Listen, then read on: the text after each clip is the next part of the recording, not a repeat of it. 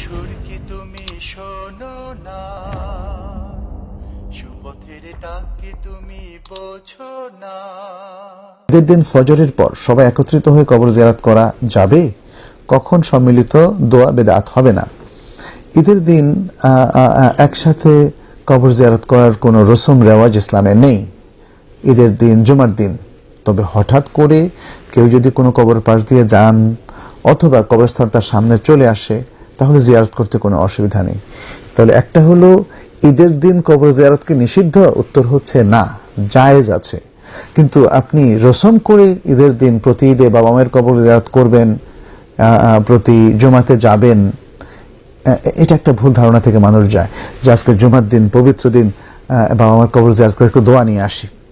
ঈদের দিন বাবা মার কবর জিয়ারত করে একটু দোয়া নিয়ে আসে। এই দোয়া নিয়ে আসাটা কিন্তু শিরক হবে। বাবা মা কোনো দোয়া করতে পারেন না। কবরে শায়িত কোনো ব্যক্তি জীবিতদের জন্য কিছুই করতে পারেন না। পারেন শুধুমাত্র আল্লাহ তাআলা। সর্ব অবস্থায় আল্লাহই আমাদের ভালো করেন, মন্দ করেন, অর্থাৎ তার কাছেই চাইতে হবে।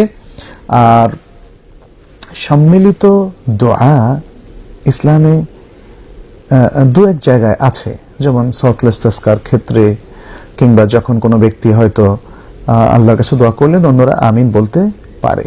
কিন্তু এটাকে রসম রেওয়াজ হিসাবে প্রচলিত করা যাবে না।